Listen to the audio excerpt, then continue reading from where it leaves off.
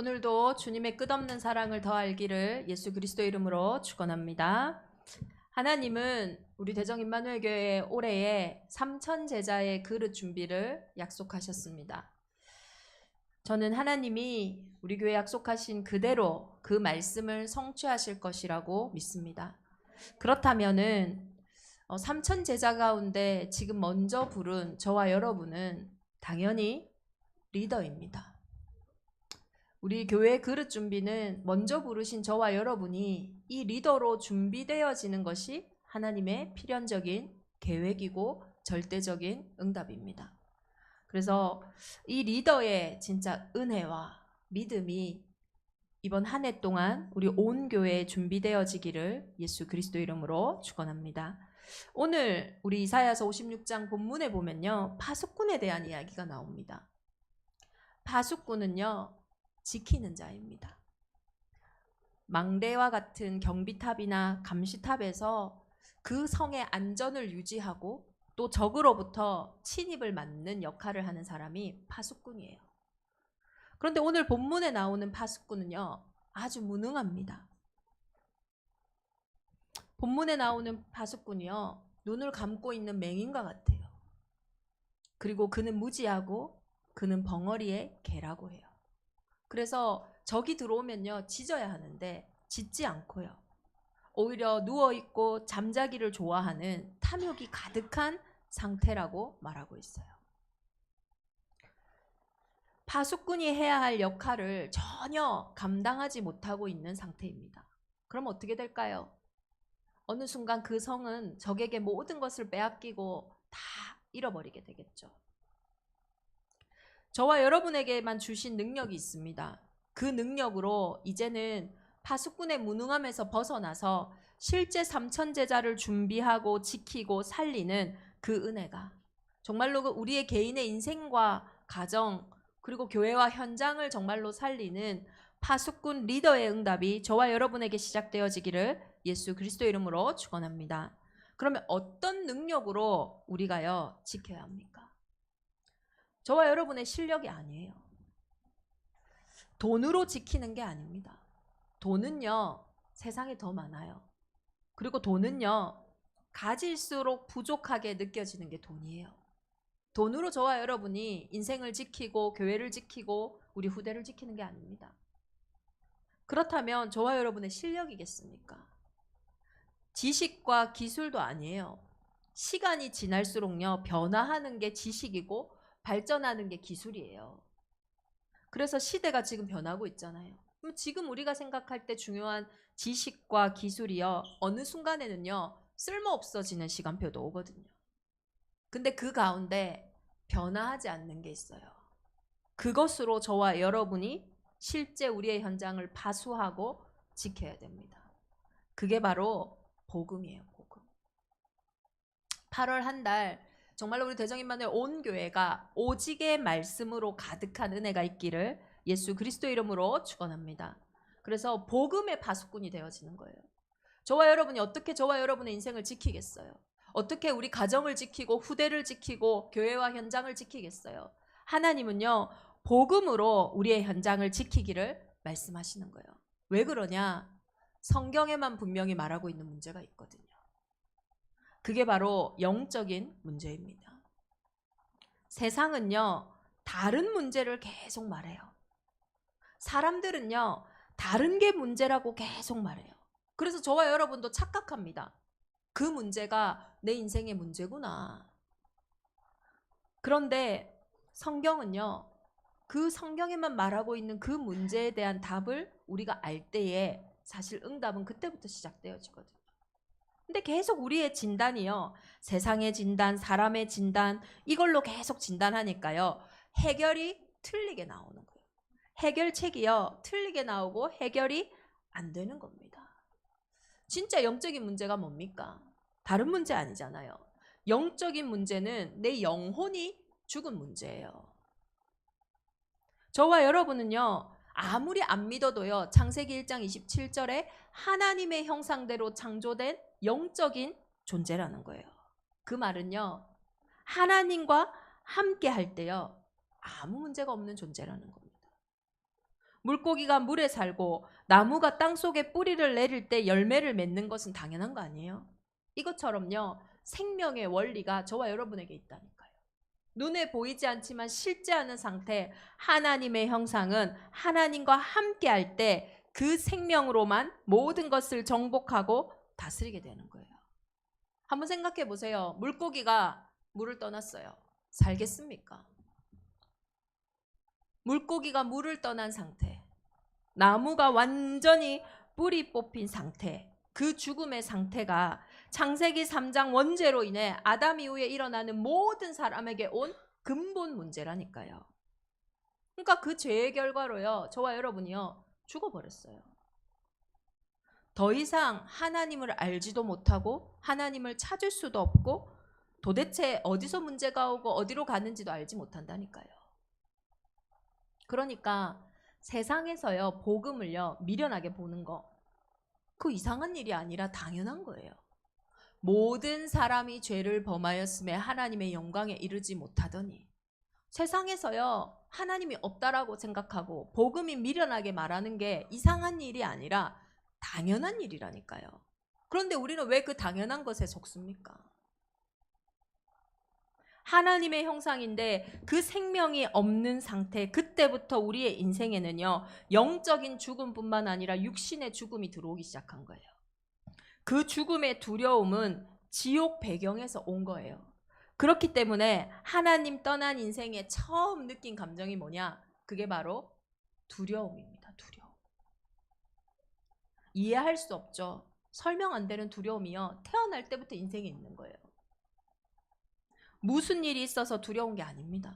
저와 여러분이 이 일 때문에 내가 지금 두려운가? 내가 이 일 때문에 외로운가? 내가 이 일 때문에 공허한가? 내가 이 일 때문에 허무한가? 그게 아니에요. 아무 일이 없어도 근원적으로 두려움과 공허함과 어려움이 올 수밖에 없는 상태로 태어났다니까요. 그러니까요, 아무도 가르쳐주지 않는데 두려우니까요, 뭐라도 붙잡고 살아야 되는 거예요. 어려우니까요, 뭐라도 열심히 해야 되는 거예요. 안 하면요, 견딜 수가 없으니까. 그것을 보고 우상숭배라고 하는 거예요. 하나님을 떠난 상태 속에서 하나님의 자리에 다른 것을 딱 두고 사는 거죠. 물고기가 물에 있어야 되는데 물 밖에서 뭔가를 하고 있으니까요, 점점 더 마르겠죠. 어느 날 갑자기요, 저주와 재앙이 올 수밖에 없어요. 내가 잘못해서 온 게 아닙니다. 당연히 올 수밖에 없는 상태였다라는 거예요. 근데 우리는요, 갑자기 이런 일이 내한테 생겨서 갑자기 내가 이상하다, 갑자기가 아니에요. 오래된 문제입니다. 빠져나올 길이 없기 때문에 더욱 수고하고 무거워요. 우리가 지금 당장 힘들어도 내일 이거 반드시 해결된다 이러면 괜찮거든요. 근데 왜 수고하고 무겁습니까? 사실은 이게 해결 안 될 것 같거든요. 사실은 이 일이 안 끝날 것 같거든요. 소망이 없는 그 문제가 바로 영적인 문제예요. 그렇게 사는 게요, 지옥같이 사는 겁니다. 소망이 없다면 저와 여러분은요, 지옥 같은 상태예요. 좋은 일 있으면 웃고 안 좋은 일 있으면 또 슬프고 늘 그렇게 왔다 갔다 하는 것이 소망이 없는 상태라는 거예요. 어떻게 살든지 한 번 죽는 것은 정해져 있고 그 죽음 이후에는 반드시 심판이 있다고 했어요. 그 증거가 후대에게 대물림되는 부분이에요. 육신적인 DNA도 전달되지만요, 영적인 것은 반드시 전달됩니다. 그러니까요, 후대에게 대물림되는 영적인 문제를요, 절대 못 막아요. 그 증거가 저와 여러분이 운명이다, 사주다, 팔자다, 세상에서 하는 그 말이잖아요.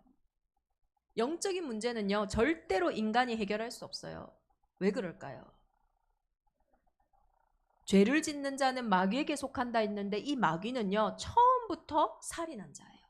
진리가 그 속에 없으므로 진리에 서지 못하고 거짓을 말할 때마다 제 것으로 말하나니 이는 그가 거짓말쟁이요 거짓의 아비가 되었습니다. 더 중요한 게 있어요. 내가 진리를 말함으로 너희가 나를 믿지 아니하는도다. 진리가요, 들리지 않아요. 진리 되신 예수님의 말씀이요, 들리지 않아요. 거짓에 완전 완전히 사로잡혀 있거든요. 한 아이가 유괴를 당했어요. 그런데 이 유괴를 당해서 너무 끔찍한 일을 당하고 집으로 돌아왔어요. 그런데 문제는요, 그 아이가 그 유괴범을요, 좋은 사람이라고 생각을 해요. 왜 그러냐?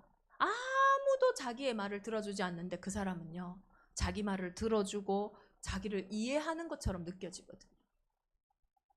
왜 들어줄까요? 유괴하려고, 데리고 가려고, 계속 꼬시려고 그렇게 하는 말인데 그 목적은 상관없어요. 지금 내 마음을 이해해 주는 것 같으니까. 지금 내 말을 들어주니까. 좋은 사람인 거예요. 유괴하려고요. 맛있는 거 얼마나 많이 사줬는지. 엄마 아빠는 이 아이 건강을 위해서 맛있는 거 안 사주거든요. 몸에 좋은 것만 사줘요. 그러니까 엄마 아빠는 나쁜 사람. 이 유괴범은요, 너무 좋은 사람이에요. 자기가 원하는 거, 좋아하는 거 다 사주니까.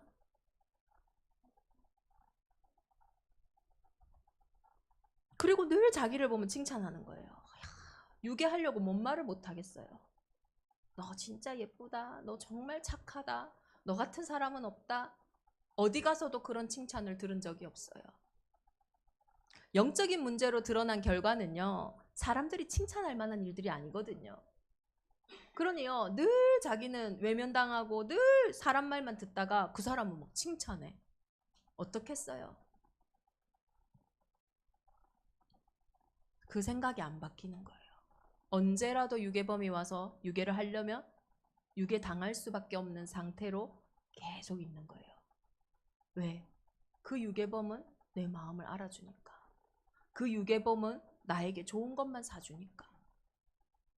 유괴를 했다라는 그 사람의 상태가 안 보여지니까요. 진짜 목적이 안 보여지니까요. 그 틀린 생각, 틀린 마음, 그걸로요, 계속 선택하고 결정하는 거예요. 그 아이의 이야기가 아닙니다. 저와 여러분의 이야기예요. 사단은요, 먹음직하고 보암직하고 탐스러운 것으로 속였어요. 지금도 진리에 서지 못하도록 거짓을 말할 때마다 제 것으로 말해요. 그 틀린 생각과 마음에 사로잡혀서 결국은 나를 죽이는 선택과 결정을 하고 있다니까요. 어떻게 해야겠습니까? 너무 쉬워요. 노력해서 온 문제가 아니잖아요.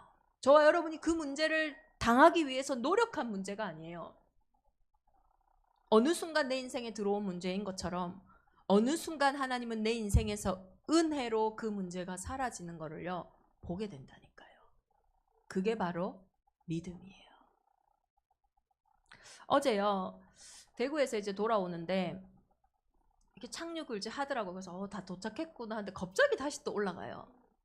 뭐지? 이래 봤더니 뭐 제주도에 이제 강풍이 많이 불어가지고 착륙을 못했대요. 다시 10분 후에 다시 착륙을 하겠다는 거예요. 또 10분 후에 다시 또 내려오다가 또 다시 탁 올라가요. 두 번 정도 실패를 하고 나니까 아마 기름이 없었겠죠. 그래서 광주로 가가지고 기름 넣어가지고 다시 돌아와서 착륙을 했거든요. 부산에서 김영수 장로랑 저랑 같은 시간대였거든요. 근데 그 비행기는 착륙을 하고 들어왔더라고요, 정시에. 제가요, 그 안에서요, 사람들이 막 이런 얘기 저런 얘기 막 승무원한테 하더라고요. 아무리 지금 내가 빨리 가야 되는 사정이 있어도, 아무리 그 사정이 진실되고 긴박하고 중요하다 할지라도 그 비행기가 제주에 도착하지 않고는 그 일을 해결할 수가 없어요. 저와 여러분의 인생에 많은 사연도 있고 많은 이야기도 있고 많은 우리의 생각과 마음도 있지만 결국 내가 어디에 있냐? 그게 가장 중요한 거예요. 강한 자가 결박되지 않고는요, 그 집의 세간을 늑탈할 수 없다 했어요. 이번 한 주간 진짜 저와 여러분이 파수해야 하는 이 현장에 가장 중요한 복음의 파수가 시작되어지기를 예수 그리스도 이름으로 축원합니다. 진짜 내가 어디에 있어야 됩니까? 요한일서 3장 8절에 하나님의 아들이 나타난 것은 마귀의 일을 멸하려 하심이라. 마귀의 일이 없는 것 같아요? 있다니까요. 하나님이 그럼 쓸데없이 하나님의 아들을 보냈다 하겠습니까? 하나님의 아들이 누구십니까? 저와 여러분은요, 창세기 3장에 인간으로 태어나는 모든 사람은 분명히 요한복음 8장 44절에 너희는 너희 아비 마귀에게 났다, 이렇게 말하고 있어요. 그래서 하나님은 하나님의 방법대로 사람의 몸을 입고 이 땅에 오셨어요. 그분이 창세기 3장 15절에 여자의 후손입니다. 저와 여러분이 오늘 왜 예배하러 왔습니까? 다른 길이 있어서가 아니에요. 당연하고 필연적이고 절대적으로 하나님의 형상이니까. 그 여자의 후손 앞에만 강한 자가 무너지는 거예요. 그래서 예수 그리스도 이름 부를 때 저와 여러분의 현장에는요, 설명 안 되는 빛이 임한다니까요. 빛이 임하면요, 어둠은 떠나가는 거예요. 십자가에서 다 이루셨기 때문에 그 은혜가 일어나는 겁니다. 상황과 환경과 상관없어요. 언제나 어디서나 누구를 만나든지 무엇을 하든지 우리는요, 확인해야 돼요. 그리스도가 부활하셔서 지금 우리 안에 성령으로 함께하고 계시기 때문에 어느 현장에서나 먼저 복음의 파수꾼이 되시기를 예수 그리스도 이름으로 축원합니다. 그때부터 하나님은요, 모든 것을 하기 시작하시는 거예요. 이와 같이 하는 사람, 이와 같이 굳게 잡는 사람에게 복이 있습니다. 첫 번째로요, 뭘 해야 됩니까? 나의 안식일을 지키는 자라고 했어요. 마태복음 12장, 마가복음 2장, 누가복음 6장에 보면요, 안식일에 대한 예수님의 말씀이 나옵니다. 안식일에는요, 안식만 해야 돼요. 그런데 예수님과 예수님의 제자들이 밀 이삭을 자르고 안식일에 손 마른 자들을 치유하기 시작하는 거예요. 그러니까 막 이야기를 해요. 그때 예수님이 뭐라고 하십니까? 안식일이 사람을 위하여 있는 것이요, 사람이 안식일을 위하여 있는 것이 아니니 이러므로 인자는 안식일에도 주인이니라. 율법과 행위의 안식일이 아니에요. 절기를 지키는, 율법을 지키는 그 안식일을 얘기하는 게 아닙니다. 진짜 저와 여러분의 인생의 안식이 누구냐? 저와 여러분의 인생에 정말로 평안을 주시는 분이 누구냐? 그 예수 그리스도를 회복하는 거, 그게 바로 안식일이에요. 그리스도가 주인 되는 곳마다요, 참된 안식이 임하기 시작해요. 저와 여러분은 영적인 존재입니다. 육신이 편하다고 다 평안한 건 아니에요. 또 육신이 불편하다고 다 불안한 것도 아닙니다. 시편 23편에 다윗은 이렇게 얘기해요. 내가 사망의 음침한 골짜기를 다닐지라도 해를 두려워하지 않을 것은 주께서 나와 함께 하심이라. 주의 지팡이와 막대기가 나를 안위하시나이다. 키가 뭡니까? 여호와가 나의 목자 되는 거. 안식의 시작은요, 상황과 환경 형편이 아니라니까요. 그 현장에 여호와가 나의 목자 되는 거. 정말로 내 인생의 그리스도가요, 주인 되는 거. 이것이 나의 안식일을 지키는 자마다 복이 있도다. 두 번째로요, 내가 기뻐하는 일을 선택하는 자마다 복이 있다 했어요. 요한3서 1장 1절부터 4절을 보면 내 영혼이 잘된 같이 내가 범사에 잘되고 강건하다 말씀하시면서 내가 내 자녀들이 진리 안에서 행한다 함을 듣는 것보다 더 기쁜 일이 없도다. 예수님이요, 하나님은 우리가 진리 안에서 행하는 것을 보다 더 기쁜 일이 없대요. 진리 안에서 행하는 게 뭡니까? 진리 되신 그리스도 안에 있다라는 거예요. 그러면 저와 여러분이 기뻐하는 일을 선택한다라는 것은 그리스도 안에서 선택하는 겁니다. 그리스도는요, 살리는 자예요. 우리는요, 살리는 자입니다. 참 신기한 게 있어요. 우리가 조금 억울해도 내가 살리는 선택을 했을 때는 내 영이요, 막 기뻐 날뛰어요. 그런데 조금 맞는 거고 객관적인 것 같은데 죽이는 객관적인 선택을 했을 때는 어느 순간요, 내가 죽어 있어요. 왜 그러냐? 하나님의 형상이 내 안에 있기 때문이에요. 생명이 살아날 때 하나님은 기뻐하시고 그 기쁨이 저와 여러분에게 임한다니까요. 그래서 마태복음 6장 33절에 보면 먼저 그의 나라와 그를 의를 구하라. 그리하면 모든 것을 더하신다 했잖아요. 참 신기하죠? 설명 안 되는 기쁨과 힘이요 막 회복된다니까요.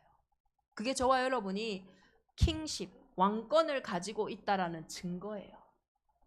살리는 선택을 할 때.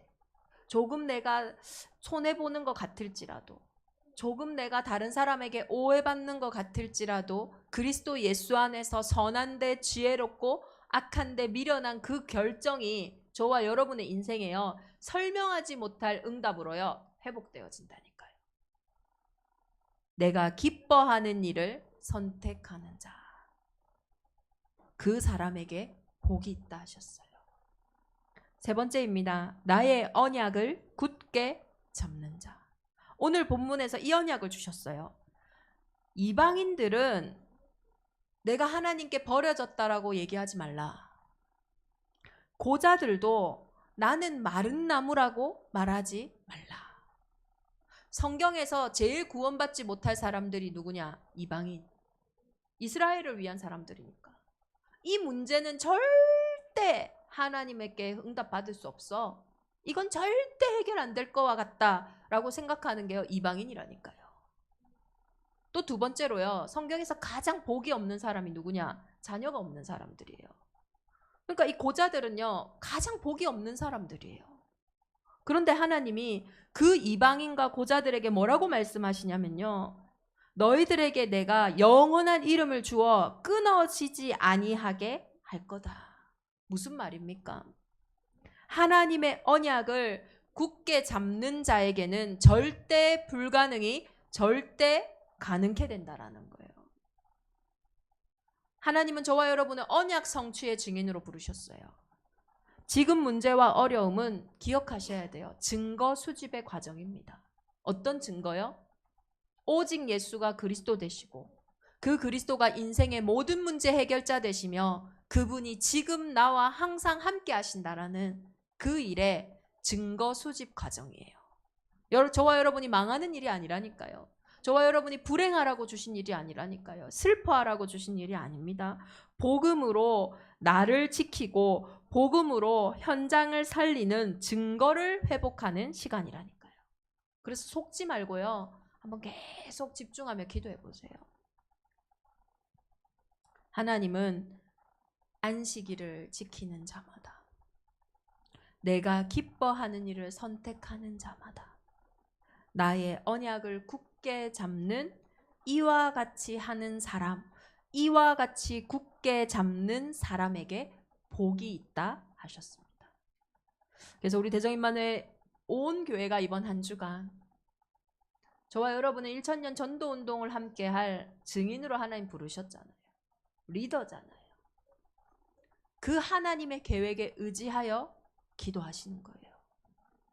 내 수준, 내 상황, 내 형편에 의지하여 기도하는 것이 아니라 하나님이 나를 부르신 그 절대 계획에 의지하여 기도할 때 하나님은 약속하신 응답을 허락하실 줄 믿습니다.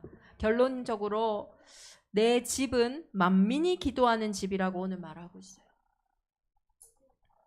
예수님이 화를 내시고 그리고 막 그 현장을 완전히 폭력적으로 이렇게 뒤집으신 현장이 있어요. 그리고 사복음서 마태, 마가, 누가, 요한복음에 동시에 들어가 있는 사건이 있어요. 그게 뭡니까? 예수님이 성전 안에서 장사하는 자들을 쫓아내시고 그 성전을 뒤집으신 거예요. 교회는, 그리고 저와 여러분이 교회잖아요. 하나님의 성전된 우리는요, 기도하는 집이에요. 정말로 어떤 기도가 시작돼야 되겠습니까? 앞으로 현장에는 계속 영적인 문제로 드러나는 많은 일들이 있을 거예요. 성경이 말하고 있는 이 문제는 유대인의 문제가 아닙니다. 모든 사람의 문제예요. 저와 여러분이 가지고 있는 답은 겨우 먹고 사는 답이 아니라 전 세계를 살릴 수 있는 답이에요. 237 나라가 올 수밖에 없는 내용을 가진 한 사람으로 교회로 가정으로 준비되기를 예수 그리스도 이름으로 축원합니다. 저와 여러분은 언제나 기뻐하는 일을 선택할 수 있는 답을 가진 사람들이에요. 어떤 사람이 와도 치유하고 살릴 수 있는 빛이 저와 여러분 안에 있는 줄 믿습니다. 우리 후대들에게 하나님이 주신 달란트가 있어요. 모든 사람은요, 다 각자의 천재성이 있습니다. 그것을 정말로 찾아주는, 어떻게 찾을 수 있습니까? 그 사람과 소통하면 못 찾아요. 나와 소통하면 못 찾는다니까요. 하나님과 소통할 때 그 사람을 향한, 나를 향한 하나님의 천재성이요, 회복되어지는 겁니다. 이방인의 뜰, 기도의 뜰, 아이들이 뜰에 있는 성전으로 저와 여러분과 우리 교회가 회복되어지기를 예수 그리스도 이름으로 축원합니다. 우리 주신 말씀 붙잡고 함께 기도하겠습니다. 하나님이 내게 주신 참된 안식으로 그 그리스도 예수의 복음으로 나를 지키는 안식일을 회복하는 한 주간 되게 하여 주옵소서. 혹시 영적으로 평안함이 없습니까? 육신으로 평안함이 없습니까? 먼저 하나님과 함께하는 그 참된 안식이 회복되어질 때 그 속에서 모든 되어지는 축복이 따라옵니다. 도저히 선택할 수 없는 선택과 결정이 있습니까? 정말로 사단의 거짓이 무너지고 진리 대신 그리스도 예수 안에서 참된 하나님의 계획을 선택하는 믿음과 결단을 하게 하여 주옵소서. 하나님 우리에게 주신 언약이 있습니다. 그 언약을 굳게 붙잡고 이제는 불가능을 절대 가능으로 재창조하시는 하나님의 능력 속으로 들어가게 하여 주옵소서. 우리 함께 기도합니다.